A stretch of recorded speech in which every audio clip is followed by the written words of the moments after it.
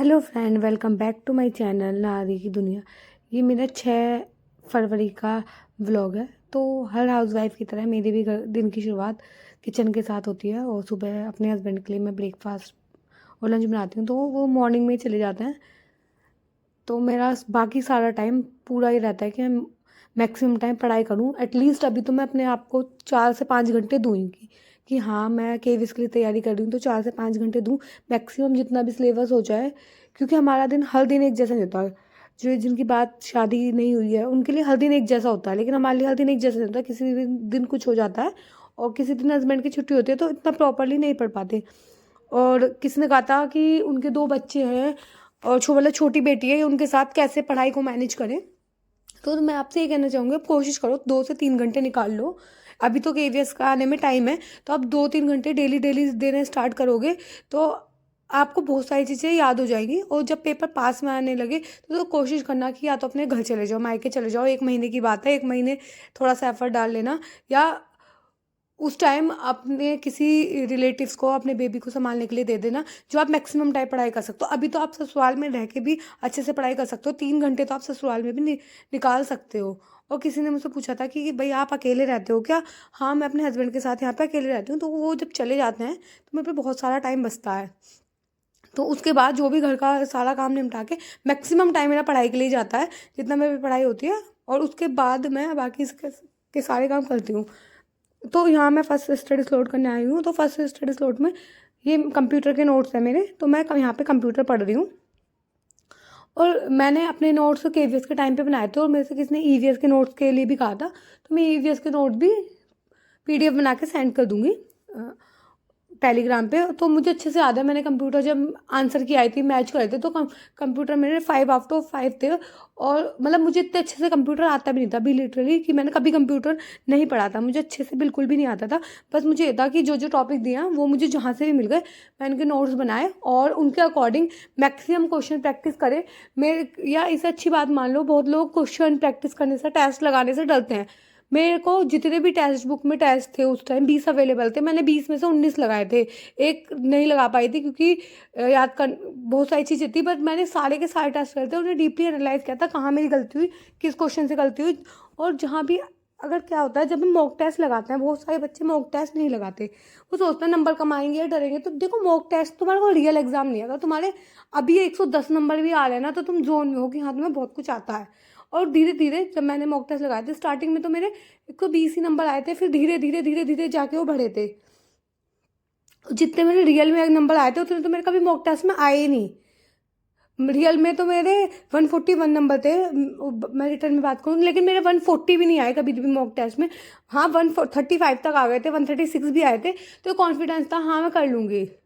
तो जब हम मॉक लगाते हैं, बहुत सारे बच्चे मॉक लगाने से डरते हैं, तो हमें बहुत सारी नई नई चीज़ें पता चलती हैं और उस क्वेश्चन को किस तरीके से टैकल किया जा सकता है। बहुत सारे क्वेश्चन आते हैं दिमाग में, उनसे रिलेटेड। अगर हम टेक्स्ट बुक की बात करें, अब क्या है, मैं अभी भी टेस्ट लगाने के बारे में सोची थी, क्योंकि जब भी मैं किसी एग्जाम की तैयारी करती हूँ, स्टार्टिंग करती हूँ, सबसे पहले मैं उसका टेस्ट लगा के देखती हूँ कि हाँ मैं कहाँ पे हूँ, मेरे किस सेक्शन में कितने कम है, कौन सा सेक्शन मेरा स्ट्रॉन्ग है।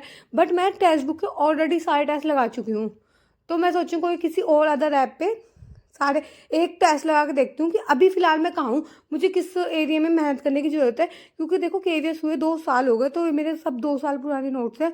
तो अभी मुझे काफ़ी चीज़ें नई लग रही है। एक बात बताओ, मुझे सब कुछ लग रहा है कि हाँ, सब कुछ नया है मेरे लिए, क्योंकि मैं सब कुछ भूल चुकी हूँ। और उस बीच में शादी भी हो गई, तो 6 महीने वैसे भी पढ़ाई नहीं हुई, तो अब मुझे सब कुछ नया नया लग रहा है। तो अभी मैं टेस्ट लगा के देखूंगी, मैं कोई देख रही हूँ कि किसका टेस्ट अच्छा रहेगा, ग्रेड अप का देखूंगी या किसी का भी, क्योंकि टेक्स्ट बुक के मैंने ऑलरेडी लगाए हुए हैं, तो उन्हें लगाने का तो कोई फ़ायदा नहीं है। तो अब कोई अदर वो मैं देखूंगी। तो ये मैंने कंप्यूटर का, मैंने जो स्टार्टिंग के 3 टॉपिक है, 3 टॉपिक मैंने पढ़े थे, और कुछ ना मैंने गूगल की भी हेल्प ली थी। कुछ टॉपिक में मैंने गूगल की हेल्प ली थी, क्योंकि कुछ टॉपिक ना मैं थोड़ा क्लियर नहीं थे। जब मैंने नोट बनाए थे, तो जो जो चीज़ मुझे लगता था कि हाँ मुझे याद है, तो मैं नहीं नोट करती थी। फिर उसके थोड़ी देर बाद मैंने सोचा चलो सेकंड स्टडी लोड करते हैं, आधा घंटा पौना घंटे का ब्रेक लेने के बाद। उसके बाद मैं करी हूँ। और यूनिट 2 है, तो यूनिट 2 मैंने यूनिट 1 तो कंप्लीट कर ली थी, यूनिट 1 मुझे अच्छे से आ गई, लेकिन यूनिट 2 में मुझे कई अपने नोट्स में बात करूँ तो कई चीज़ें क्लियर नहीं हो पा रही थी ढंग से। और मैं कई चीज़ों में कंफ्यूज थी, तो मैं बुक निकाल के देख रही थी, और ये बुक एस के मंगल की बुक है, इसकी मैंने पीडीएफ निकाल ली थी। तो इसमें से मैं एक दो चीज़ देख रही थी एस के मंगल की बुक से, क्योंकि मैंने एस के मंगल की बुक से ही नोट्स बनाए थे। तो उसकी पीडीएफ निकाल के, क्योंकि बुक में से मैं सारी चीज़ नहीं लिख सकती, छाट छाट के लिखना होता है, तो मैं थोड़ा कन्फ्यूज़ थी कौन सी चीज़ कहाँ से है। तो वहाँ से मैं यूनिट 2, आज से मेरा टारगेट था मैं पूरी यूनिट 2 कंप्लीट करूँगी, क्योंकि मेरे 3 दिन हो गए यूनिट 2 करते करते, और अभी भी इनकम्प्लीट है। तो मेरे को आज ये था कि आज पूरी यूनिट 2 कंप्लीट करनी है अपनी।